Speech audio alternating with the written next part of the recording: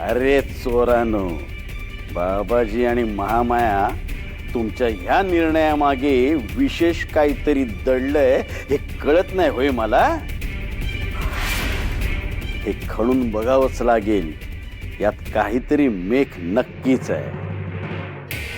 आणि तुम्ही समजेने ऐकलं ना आम्ही काय सांगितलं ते? हा मग काय असे पुतळ्यावानी उभे आहेत? अरे जा आपापली काम करायला जा, निघा. आणि कान उघडं ठेवून ऐका. सखूला या वाड्यात तुळसा बनूनच राहायचंय. तेव्हा बाहेरचं कुणी बी आलं तरी घरातल्या कुणी बीच खरं नाव घ्यायचं नाहीये.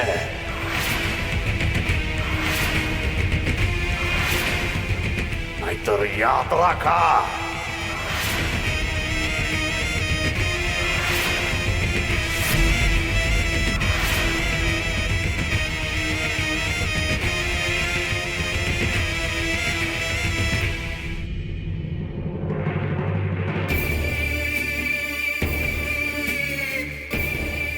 जय जिंगरोबा.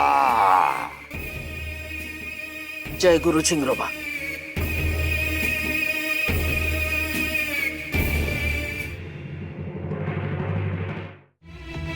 काय गये नुसती बघत काय उभी आहेस?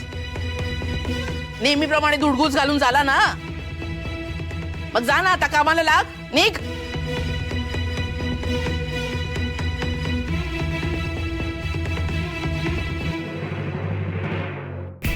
माझे हात दगडाखाली सापडले आहेत, पण गुप्तधनाचं घबाड एकदा हातात येऊ दे, मग मी तुला त्याच दगडाने ठेचते की नाही बघ.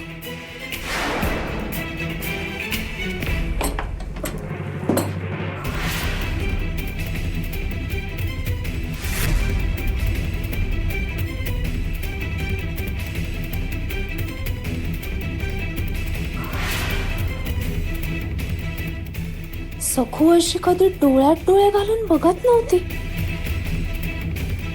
काय ग, तू पण विषबाधा झाल्याचं नाटकच करत होतीस ना?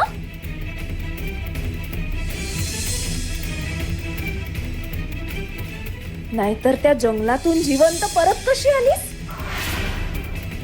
जर का खरंच विषबाधा असती तर तू मेली असतीस. म्हणजे तुझं ही नाटकच.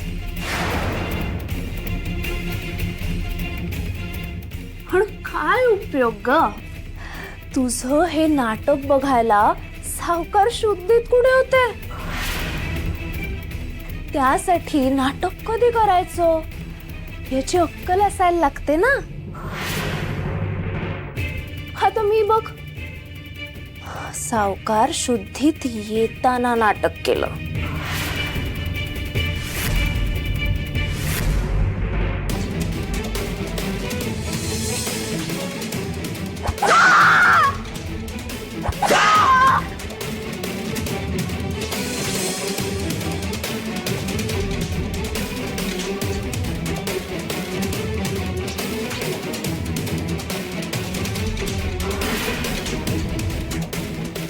रमाई, तुला ठाऊक होतं की ती तुळसा नाही सखू आहे म्हणून? रमाई, तुला आधीच ठाऊक होतं ना? म्हणूनच तू तिला मठात घेऊन गेली होतीस, बरोबर ना? होय देवो, मला ठाऊक होत.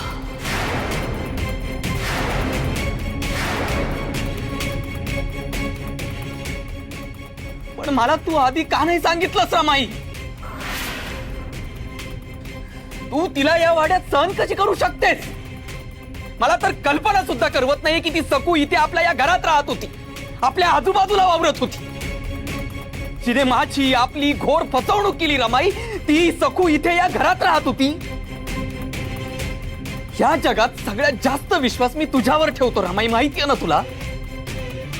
तरी इतकं मोठं सत्य तू माझ्यापासून का लपवलंस का? कारण काय?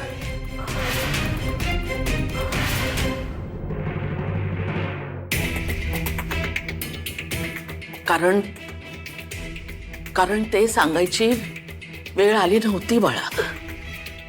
आता वाड्यातल्या सगळ्यांना जसं तोंड बंद करायला सांगितलंय ना, तसं मलाही आधी बाबाजी महाराजांनीच सांगितलं होतं की